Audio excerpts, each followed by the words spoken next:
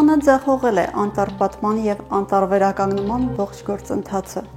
Երկիրը ստանձնել է միջազգային պարտավորություններ և շարունակում է դրանց ներքո ներկայացնել մտածածին թվեր, սակայն չի կարողանում իրականացնել դրանք։ Խոստացված անտառվերականգնման և անտառտնկման ծավալները չեն ապահովվել։ Գումարները պետական բյուջեից և միջազգային դրամաշնորհային ծրագրերից ծախսվել են անարդյունավետ։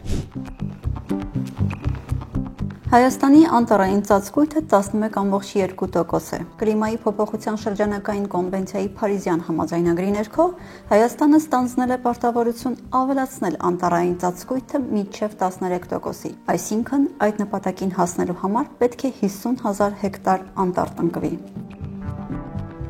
Այս պարտավորությունն ամրագրվել է 2021-ից 30 թվականների ազգային մակարդակով սահմանված գործողություններով։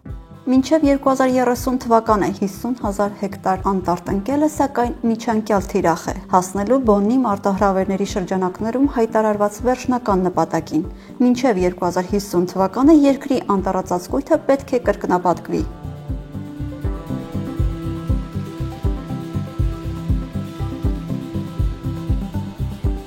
Հետքն ուսումնասիրել է Հայաստանում վերջին 5 տարիներին տնկված անտառների վերաբերյալ տեղեկատվությունը,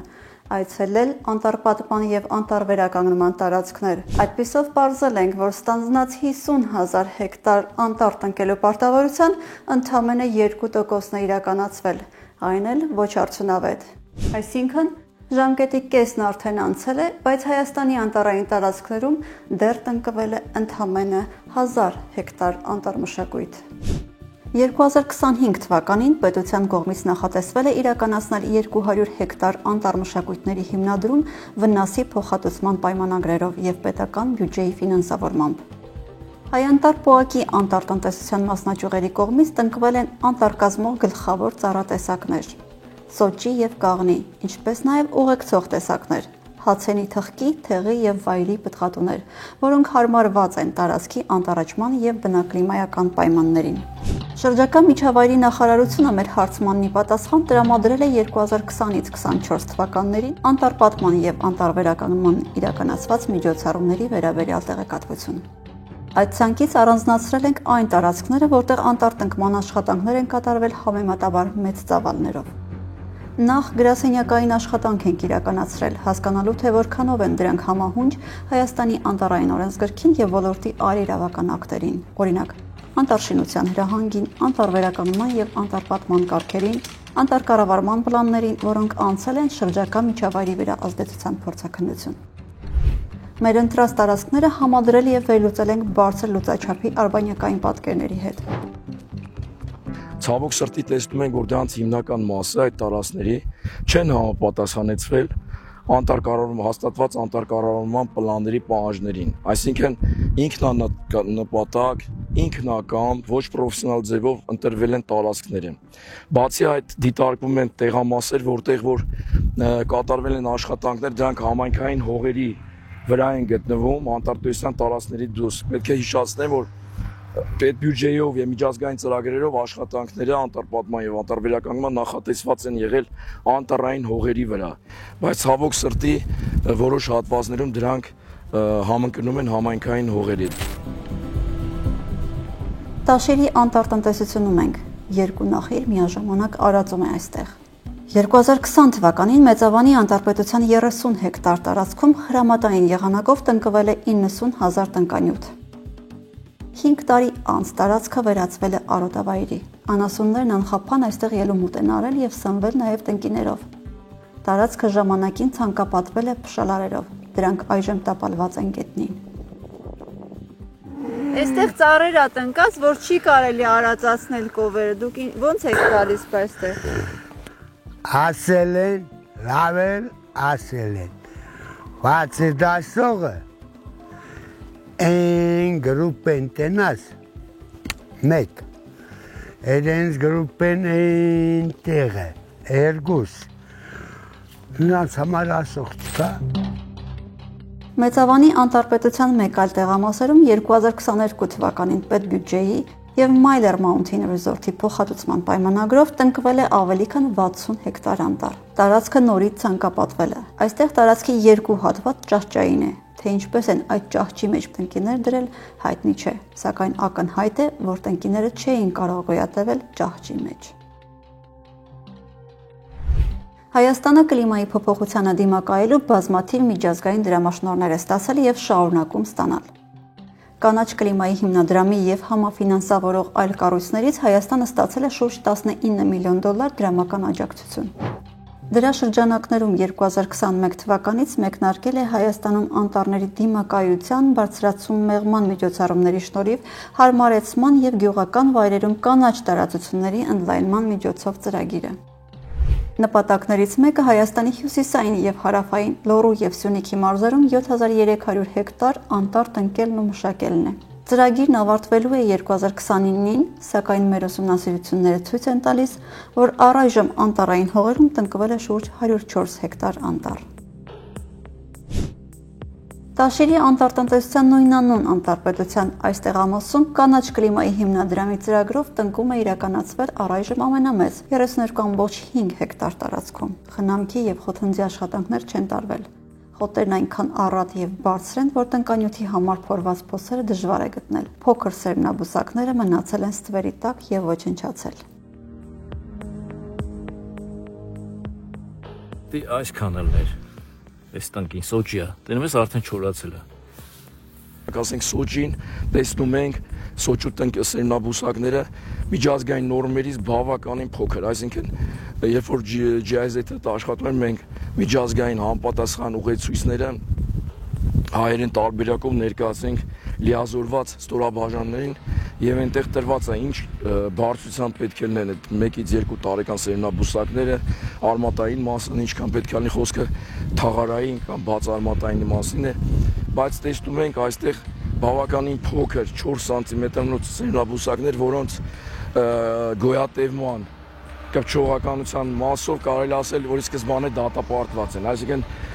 նաեւ կարելի ասել, որ ժամանակը եւ միջոցները ու վատնվում են, տվյալ դեպքում նաեւ ոչ պիտանի ստանդարտներին չհամապատասխան տնկանյութի կամ սերմի կիրառման պատճառով։ Այս ծրագիրը համակարգում է ՄԱԿ-ի պարենի եւ գյուղատնտեսության կազմակերպությունը։ Կազմակերպության հայաստանյան գրասենյակը սկզբում համաձայնեց ծրագրի համակարգողի հետ հարցազրույցի մեր առաջարկին։ Այնուհետև, երբ խնդրեցին հարցերը տրամադրել պատրաստվելու համար, պարզվեց հարցազրույց տալն այլևս նպատակահարմար չէ։ Պայմանավորված հարցազրույցը պարենի եւ գյուղատնտեսության կազմակերպության հայաստանյան գրասենյակը չեղարկեց։ Մեր հարցերին գրավոր պատասխան եւս չտրվեց։ Սակայն այդ նույն օրերին ՄԱԿ-ի պարենի եւ գյուղատնտեսության կազմակերպության ներկայացուցիչները հանդիպել էին Հայ-Անտառ ՊՕԱԿ-ի տնօրենի պարտականությունները կատարող Գարեգին Միրզոյանի եւ բնապահպանական ծրագրերի իրականացման գրասենյակի ներկայացուցիչների հետ քննարկելու կանաչ կլիմայի հիմնադրամի ֆինանսավորած ծրագրի ընթացքը։ Պարզաբանումներ ստանալու նպատակով օգոստոսի 11-ին գրավոր դիմել էինք նաև կանաչ կլիմայի հիմնադրամին, մասնավորապես ֆոնդի գործադիր տնօրեն Մաֆալդա Դուարտեին։ Մեկ ամիս անց երկրորդ նամակն ենք ուղարկել նաև ֆոնդի ընդհանուր էլեկտրոնային հասցեին, սակայն մեր հարցադրումներն անարձագանք էին մնացել։ Հեռախոսազանգի ժամանակ հիմնադրամի Կորեայի գլխամասային գրասենյակը հաստատեց, որ մեր նամակը ստացել են եւ վերահասցեավորել հանրային կապերի բաժին։ Դրանից հետո ստացանք տեղեկատվության բողոքարկման բաժնին ուղված մեր երրորդ նամակի պատասխանը, որ մեր հարցումը վերահասցեագրվել է տեղեկատվության բացահայտման թիմին, որը կկարողանա պաշտոնապես պատասխանել մեզ։ Տեղեկատվության բողոքարկման հանձնաժողովի անունից հաստատում ենք ձեր հաղորդագրության եւ նամակի ստացումը։ Տեղեկատվության բողոքարկման հանձնախումբը կապ է հաստատել GCF քարտուղարության համապատասխան պատասխանատուների հետ նրանց կողմից վերանայման եւ գործողությունների համար, հայտնել է Պրեքշա Կումարը։ Առայժմ պատասխան չենք ստացել։ Կանաչ կլիմայի հիմնադրամի կայքում հրապարակված վերջին զեկույցը 2023 թվականի արդյունքների մասին է։ Այդտեղից տեղեկանում ենք, որ ծրագիրը շատ ցածր կատարողականություն ունի։ Մի շարք բաղադրիչներ չեն իրականացվել կամ թերի են իրականացվել, իսկ անտառտնկումները ձգձգվել են տարբեր պատճառներով, այդ թվում Հայ-Անտառի կողմից տարածքների տեղորոշման բյուրոկրատական գործելակերպի հետևանքով։ Տեղափոխվենք Սյունիքի մարզ։ Գորիսի անտառպետության տարածքում 2024 թվականին կանաչ կլիմայի հիմնադրամի ծրագրի շրջանակներում տնկվել է 15 հեկտար անտառ։ Մի քանի տարի անց պարզ կլինի, թե ինչ արդյունքներ կտա այս անտառը։ Այստեղ էլ սակայն տարածքը չի հասնում 15 հեկտարի, ինչպես նշված է շրջակա միջավայրի նախարարության տրամադրած տվյալներում։ Ընդհանրապես ներկայացված թվերի մեջ հաճախ մեծ շեղումներ կան։ Դրոնային հանույթների, օրթոֆոտոների վրա դիտարկում են նաև ծավալային լուրջ շեղումներ։ Ասենք օրինակ հիմա գտնվում ենք Սյունիքի անտառտեսյան Գորիսի անտառպետության 6-րդ քառակուսի որոշ հատվածներում նշված է 15 հեկտար կանաչ կլիմայի հիմնադրամի FAO-ի անմիջական մասնակցությամբ իրականացվող ծրագրով 15 հեկտարի փոխարեն մի քանի անգամ ավելի փոքր ծավալ է արվել, չնայած տվյալ տարածքում կրճողականությունը բավարար կարելի համարել, բայց տարածքի առյուծի բաժինը գտնվում է համայնքային հողի վրա, այսինքն նշված է տվյալ անտառպետության որոշ 6-րդ քառակուսի որոշ հատվածներ, բայց մենք դիտարկեցինք աշխատանքի հիմնական մասը կրկնվեմ իրականացվել է համայնքային հողերի վրա։ Մեր կառավարությունը մի շատ ամբիցիոզ ծրագիր է մշակել, որը պիտի իր գագաթնակետին հասնի 2020 թվականի հոկտեմբերի 10-ին եւ այդ օրը մենք պլանավորում ենք Հայաստանի Հանրապետությունում տնկել 10 միլիոն ծառ 10-րդ ամսի 10-րդ օրը, որը կխորհրդանշի 10 միլիոն հայության միասնությունը Հայաստանի պետականության, Հայաստանի Հանրապետության շուրջ եւ Հայաստանի Հանրապետությունում։ Սա ոչ միայն նոր գաղափար է ամբողջ հայության միավորման համար, սա նաև մեր քայլն է համաշխարհային բնապահպանական խնդիրների լուծման ուղղությամբ եւ այս քայլով մենք ուզում ենք նաև կոչ անել համաշխարհային հանրությանը վերցնել եւ շարունակել այս մարտահրավերը եւ պայքարել գլոբալ բնապահպանական խնդիրների, կլիմայական փոփոխությունների եւ այլ հարցերի շուրջ։ Այսքանը, շնորհակալություն։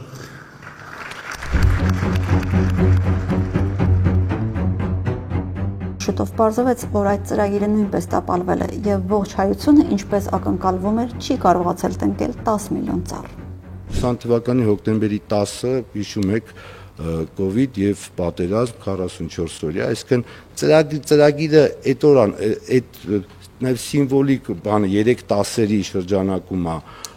նախատեսված եղել եւ հետագա զարգացումները դե փաստացի մի օբյեկտիվ պատճառներով այդ օրը այդ ծրագիրը չկարողացանք իրականացնել։ Սյունիքի մարզի Քարահունջի հարակից տարածքում ենք։ 2020 թվականին մեծ շուկով ազդարարվեց Սիսիանի անտառտնտեսության Շաղատի անտառպետության 10 հեկտար տարածքում պետական միջոցներով անտառտնկման աշխատանքների մասին։ Այս ծառատունկը հայտարարվել էր որպես վարչապետի 10 միլիոն ծառ տնկելու ծրագրի մաս։ 2021 թվականին այդ տարածքում նաև լրացման աշխատանքներ են արվել։ 5 տարվա ընթացքում տնկիները կարող էին արդեն ուրվագծել ապագա անտառը։ Ինչպես տեսնում եք, ոչինչ չի մնացել, դժվարությամբ կարողացանք հաշվել 1-2 պայքարող տնկի։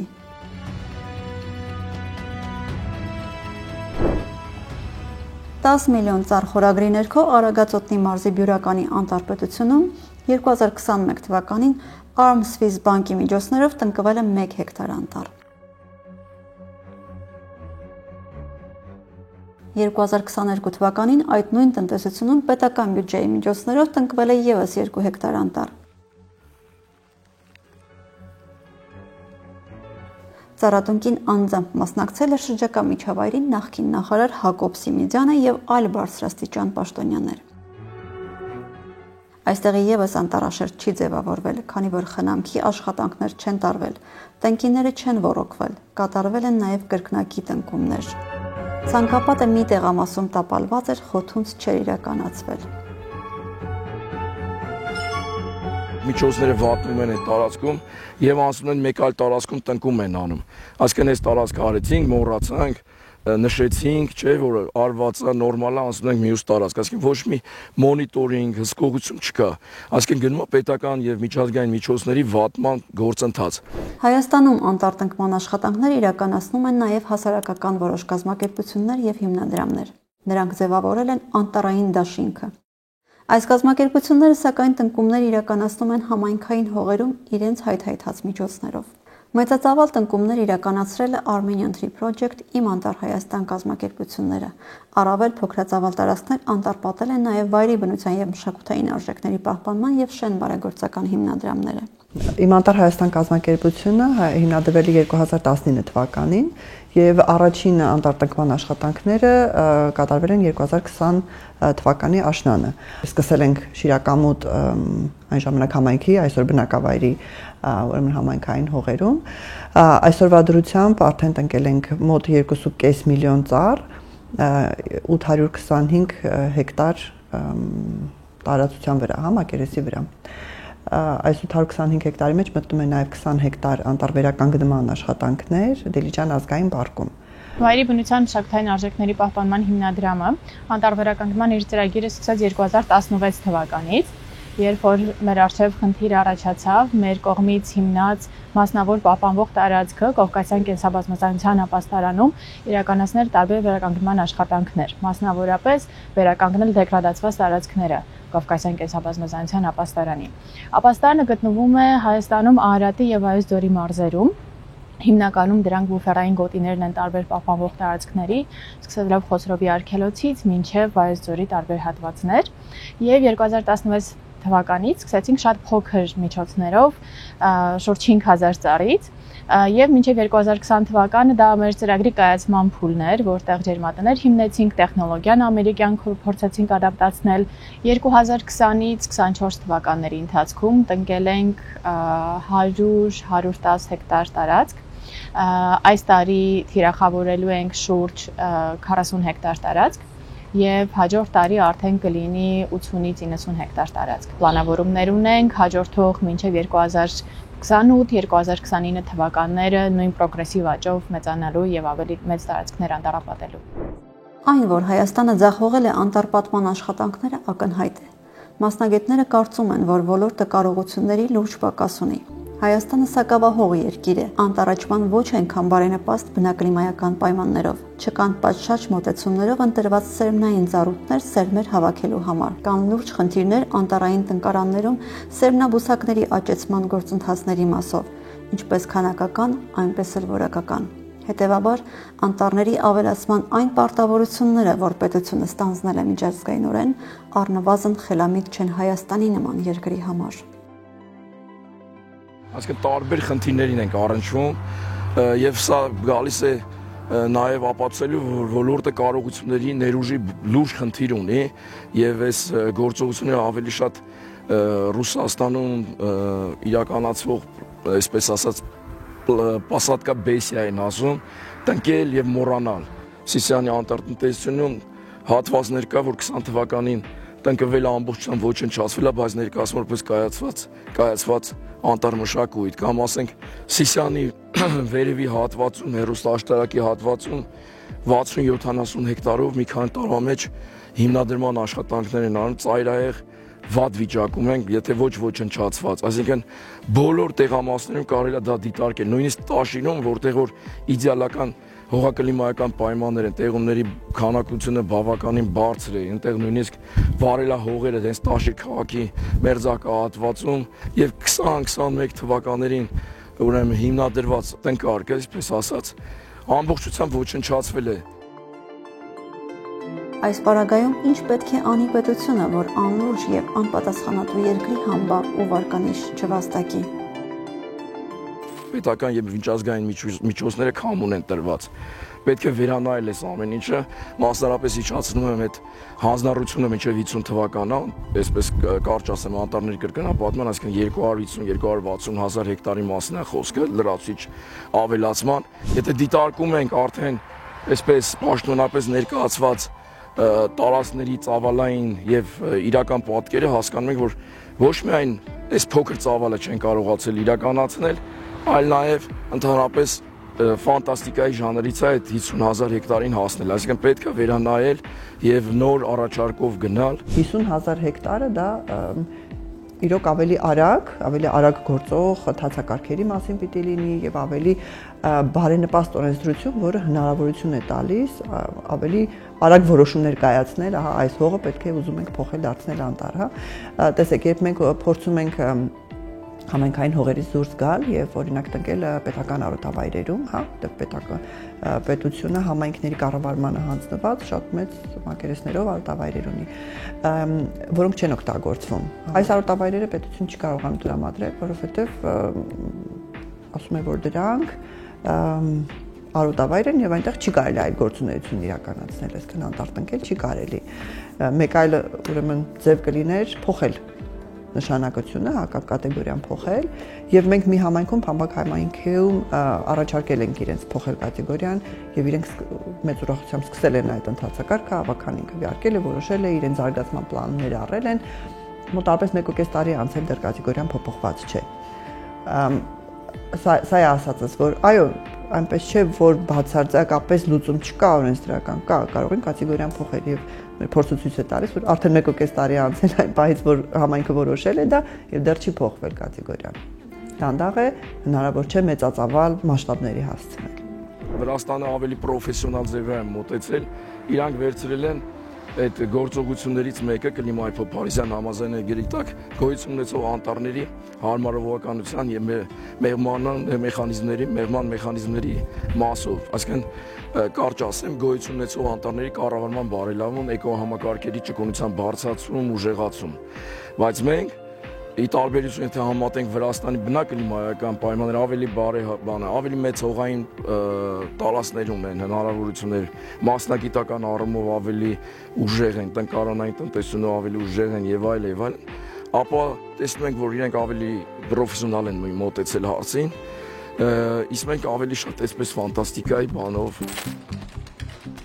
Մեր հարցմանն ի պատասխան շրջակա միջավայրի նախարարությունը չի տրամադրել յուրաքանչյուր անտառպատման համար ծախսված գումարի չափը։ Տրամադրել է ընդհանրական տեղեկատվություն։ Անտառմշակույթների հիմնադրմանը հաջորդող 5 տարվա ընթացքում կատարված ագրոտեխնիկական խնամքի, խոթհնձի, ցանկապատի, սերմնաբուսակների աճեցման աշխատանքների համար ծախսվել է 2.6 միլիարդ դրամ։ Այս գումարից 2.2 միլիարդ դրամը տրամադրվել է պետական բյուջեից, իսկ 373 միլիոն դրամը այլ պայմանագրերի շրջանակներում։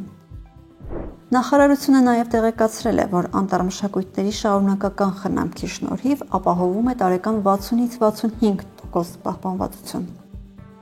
Կպչողականության վերաբերյալ հասարակական կազմակերպությունների հայտնած տոկոսայնությունը շատ անգամ բարձր է պետական կառույցի հոգացության անտառտնկման տարածքների համեմատությամբ։